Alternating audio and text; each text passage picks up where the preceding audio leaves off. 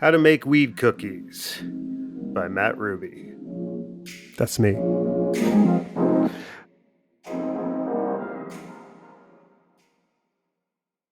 So everyone's doing edibles now, but no one has any idea what the hell they're doing. I keep hearing stuff like this all the time. I didn't mean to eat 50 milligrams, but I did, and then I couldn't move for 6 hours. Hey, we've all been there. But I have a solution for you, and that is make your own edibles. That's right, you can bake them. When you bake your own eddies, you'll know exactly how much to eat and what you're ingesting instead of having to guess each time you decide to go green. I've been doing it for years and highly recommend it. And by the way, a hat tip to my old pal Kevin for the recipe. I'd give you his last name, but he does important stuff, so I won't. Also, one more note, this is going to make your kitchen stink of weed, so don't go there if you need to host some undercover cops at your place. I don't know who you're inviting over. Just know it's going to stink. All right, here's what you do. You buy the weed. I usually get a half ounce, but your mileage can vary. You take that weed, you can leave the seeds and stems in and grind it up. You can use, one of these weed grinders, but I find a coffee grinder works great. So if you have one of those, go for it. Again, just make sure to clean it out well afterwards. Now, what you're trying to do is maximize surface area as you cook the weed in butter. That way, it all gets exposed to the butter and the THC gets extracted and goes from the weed into the butter, and then you can cook anything with the butter. So, what you're going to do is you're going to use 1 stick of butter per quarter ounce of weed, and then you're going to go and melt the butter in a skillet and just throw the weed in there once the butter's kind of foaming and going, and you saute the weed in there and you keep the lid on, stirring occasionally. Now, after about 15 to 30 minutes, I usually go around 20, 25, and I want to make sure the weed turns brown. So the butter should turn brown and the THC will have been extracted into the butter. And the weed will seem kind of cooked up and crispy. You can just tell. It's got nothing left to give, that kind of thing. Now, you can then filter out the cooked weed from the butter by using a strainer with very small holes in it or a coffee filter. And then you want to put the butter in the fridge and let it harden back to, regular butter consistency. At that point, you've got weed butter that you can use to bake anything. I like this cookie recipe that makes peanut butter cookies. I'm just going to run through the ingredients quickly. In the show notes, there'll be a link. You can get all this info. 1 cup unsalted butter, 1 cup crunchy peanut butter. You could do smooth too. 1 cup white sugar, 1 cup packed brown sugar, 2 eggs, 2.5 cups of all purpose flour, 1 teaspoon of baking powder, half teaspoon of salt, and 1.5 teaspoons of baking soda. And don't ask me what baking powder or baking soda actually do. I just know they're supposed to be in there. All right. So now here's what you're going to do cream together the butter, the peanut butter, and the sugars, and beat in the eggs. Do all that in one bowl. Now get a separate bowl, sift together the flour, the baking powder, the baking soda, and the salt, all your white powdery stuff, and stir that into the batter slowly and mix it all up so it's all in there together. And then put the batter in the refrigerator for at least an hour. After that, it'll kind of harden up, and you're going to want to roll that batter into 1 inch balls and put it on a baking sheet and flatten each ball with a fork, making that little crisscross pattern in the top of the cookies. You don't actually have to do that, but it looks kind of nice. And for some reason, peanut butter cookies are associated with that pattern. And let's keep it going. I like tradition. And then you're going to bake them in a preheated 375-degree oven for about 10 minutes or until the cookies begin to brown. Make sure not to overbake them because you don't want your cookies burnt. You could always put them back in if they're underdone, but 10 minutes will be good. And then for your first time consuming them, here's a good tip. Start off with just a little bit and then ramp up as needed after 45 minutes or so. And also, this is good advice with any drugs that you've never done before. Do just a little bit at first, then wait half hour, an hour, see how you're feeling. Are you overwhelmed? Congratulations, you made it. You're there. Are you underwhelmed? Well, now you can take some more and just, ramp up slowly. Because one rookie mistake is people who like, I don't feel anything, and they've only waited like 15 minutes and then they double down, and then that leads to like, oh no, I cannot move from this spot for the next 7 hours. So don't be one of those people. All right. Another tip, if you make a bunch of cookies, which I like to do, you can keep the extras in the freezer and just pull them out as weeded. See what I did there? You know what I meant. And then you can always just take one, wrap it up in aluminum foil, and now you've got a roadie edible you can chow down on whenever, wherever, one of the most fun things I've found to do in life is to eat one, then go out, have a conversation with someone where you start off sober and you're just slowly getting more and more stoned as you're talking to them without them ever realizing what's happening. They just think they're getting more and more interesting. And you're just like, yeah, that's a great story. Now I can totally pay attention. So give that a try. And by the way, this is actually the same recipe I used for the magic cookies that I eat in the first part of Substance, which is my new comedy special slash documentary slash experiment where I perform 4 sets, one high, one drunk, one on shrooms, and one sober. It gets pretty wild and it's funny and it's interesting, and I think you're going to dig it.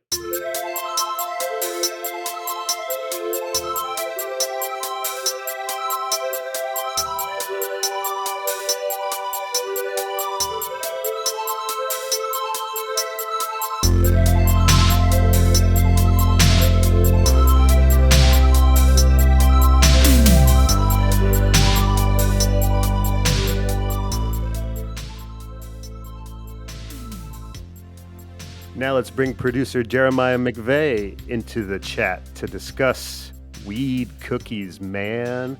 Here's the thing. I'm going to take people behind the curtain just for a second. I decided to do this as you were uh, performing this essay or recipe, whatever you want to say. We format this into a script, and that's what Matt reads from. He also usually kind of embellishes here and there. He doesn't stick straight to it. He makes it sound natural in the moment. It was very entertaining on this one, just hearing you like throw some things in there that were not on the page, and people can guess what those were and if they want or care. I was entertained by that. Yeah, this is one where I knew it deep in my bones, this content. So once you know the rules, that's when you can break them. Yeah, when you're off book, you can really go off book. Um, so one quick question before we get to what I really wanted to talk about: was there a specific thing that prompted you to share this recipe and the advice along with it about how to partake in this delicacy? Well, I mean, I've been doing this for years now, and some people are very curious and want the recipe shared and ask me for it. And so I find that's a good sign that you're producing quote unquote valuable content. If people are like, yo, what is that? Email me. I need to know.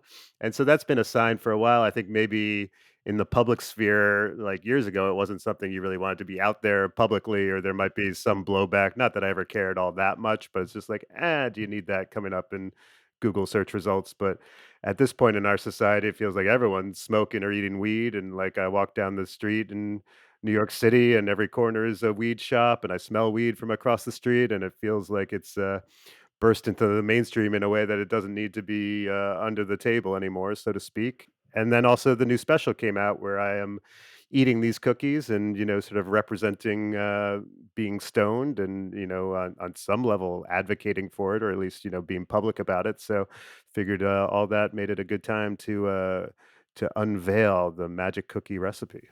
Right. Well, that kind of takes us to what I wanted to talk about, your special. But just connected to that question and to the special, you mentioned that in New York, you now smell this all around. You smell weed all around.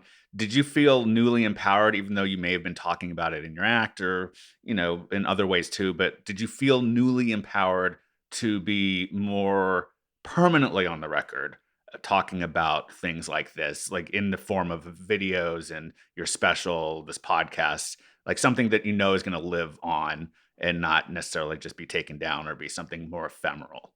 Yeah, I think there is some, like, it just feels like everyone's doing it now. I mean, on one level, it's like I feel like maybe I've lost a little bit of something that felt special about me. Like I've been doing edibles for decades, and everyone's like, "Whoa, weird!" And now, like, everyone's mom is just popping a couple gummies before taking a flight. So it's lost some of its rebellious streak. Okay, so what I kind of wanted to talk about here is your special. I've been around music for my entire life. I know you have been in the past as well. And I know that in that world, there's this like ridiculous thing where you have all this build up to the release date of something. And then it seems like, does it exist anymore? Because nobody wants to actually write about it or wants to like focus on it. It's like all about the release date, especially I think in recent years. I don't know if that's the same for comedy specials and things of that sort and things in the comedy world generally. But I thought it could be a good opportunity now to talk about your special that you put out 2 months ago that, you put a lot of work into. It was very, like, kind of, in its way, high concept, uh, kinda special, like, where you had this experiment that you were running throughout it, and I'm curious about the response you've gotten, and what is the life of it from here on? Sure. I mean, I do think, the release date matters still from a, sort of publicity and buzz angle. I think it can also impact the algorithm. Who knows? I mean, the algorithm is our new Greek god that Mm, we're not sure how it works, but we're all hoping it bestows a thunderbolt upon us at some point. Um, but yeah, I think, if you've got a lot of attention and buzz out of the gate, that can help juice it a little bit. I also think it helps, nowadays having peers or other people who have a following mention it right. is very helpful, and I think it helps to rally people around a specific date, and like, okay, this is a launch, and makes us feel like there's a flag in the ground, or whatever phrase you want to use, that we can all rally around. Mhm. um, that said, it does feel like there's like an avalanche of content out there. It's easy for stuff to get lost. It's also, I think, some stuff like sits around for a few months, and then all of a sudden, like, the right person posts about it, and then it can take off, kind of thing. Right. So you never really know. It's coming up on maybe like 6 weeks or something like that since the special came out. It definitely had like a big pop at first out of the gate. It slowed down a little bit, but still, doing fairly well. I think I'm most heartened by the feedback that I have gotten via comments, or people, telling me, that, just really positive feedback, that it's funny and interesting, and also gets a little, philosophical and probably deeper than your average stand-up special. Um, and I certainly appreciate all that. I think I'm still kind of confused as to how to move the needle in some big way. Of like, I know people who get, millions of views on comedy specials, and I'm in the tens, of thousands, hoping to get hundreds of thousands Right. levels. So it's sort of like, okay, what's the secret ingredient there? Are they exponentially funnier? Do they have just a huge, subscriber base already built in, so they when they release something, it helps out? Are they able to go on, a Joe Rogan podcast or something like that, and that can, obviously open the floodgates? And so I don't always know the magic formula to, racking up big likes and subscriber numbers, but I try to just focus on, like, I'm really proud of what we made. I think it's really interesting and funny, and like, the editor and director did an incredible job, and I think Anthony Verderame edited it, Matthew Salakis directed it, and I think we were all, feel like we made something good, and so that's like the most important thing, that there is to feel like, all right, I made a quality product that represents me well. And yeah, definitely, felt like I've put something out in the world that, if you don't like this, then you don't like me, and that's kind of fine.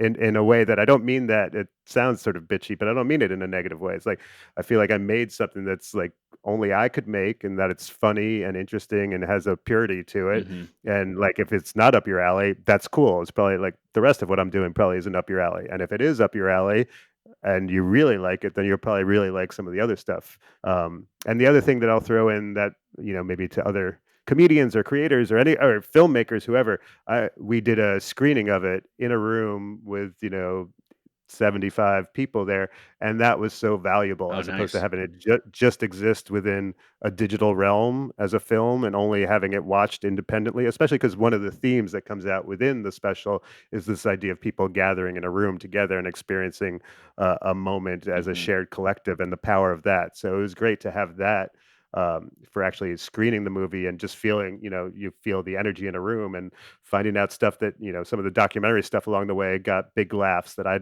didn't necessarily know was funny, and so, or, it's always, and we even wound up re-editing a little bit of the special after screening it live too, just based on like, oh, this feels slightly like it's dragging here, or this part was really good, maybe we move it earlier, or something like that. And so I think, I just want to also advocate for that, being in Mhm. the room in the moment, even if you're talking about a film. I know you're a big film buff, like being in a room full of people watching a movie together, and getting that sense of what it's like and what you made, and also having those people have that experience, I found to be really valuable in a way that, I think is worth advocating for. Yeah, totally. And it's a very good special. I really enjoyed watching it. And just yeah, I think that like my thing of wanting to talk about this is that I think more work deserves longer tails. Like like I Yeah. said, I think that so many things, it's all about that date of release and trying to get the buzz going before that, and then you're all on your own, sink or swim. And I think that that's ridiculous. And just for our listeners to know, not that I think you care one way or the other, Matt, but you did not prompt me to ask you about your special. I thought it deserved to be brought up. Like I was genuinely interested in it, and I asked you about it.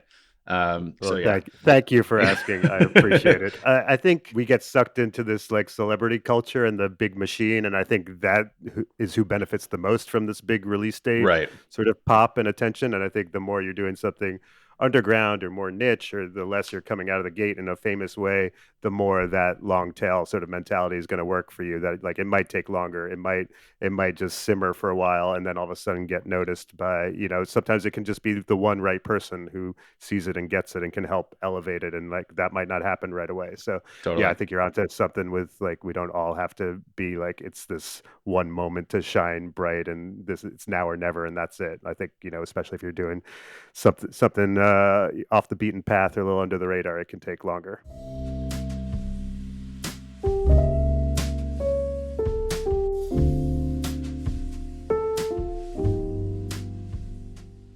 And now for some quickies.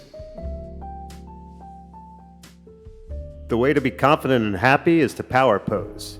But we hunch over our phones and laptops all day, and then we wonder why we're sad, anxious, and depressed. I mean, it's no wonder. We're not power posing, we're victim posing. The worst thing about Zoom is how people have to oversell their laughs. It's like the crowd in a crappy 90s sitcom, but with a slight delay. Also, don't get me started on that whole waving bye-bye thing. We get it. We're all waving bye-bye. Remember when every band was named Wolf or Deer something? That was a fun couple of years. It reminded me of how every Chicago suburb is named Lake Forest Glen Park something.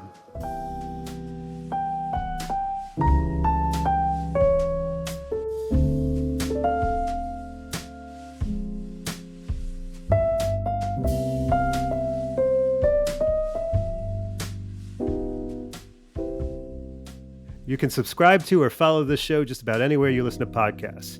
If you have a moment, please rate and review the show on Apple Podcasts, Spotify, Good Pods, or anywhere else that allows you to do that. And when I say that, I mean like leave it a good review. I feel like that's obvious, but if you're just going to leave it a bad review, you don't have to. Anyway, it helps others find the show, which I really appreciate. If you want to reach out to me directly, you can email me at mattruby@hey.com. That's mattruby@hey.com. And if you like this podcast, you should subscribe to the Rubes Letter, where what you just heard first appeared. You can find that at mattrubycomedy.com/subscribe. And while you're at mattrubycomedy.com, you can also find links to my Instagram, Twitter, YouTube, and TikTok, where I post clips of my stand-up and other stuff too. Thanks so much for listening. I appreciate it. This podcast is produced by Stereoactive Media.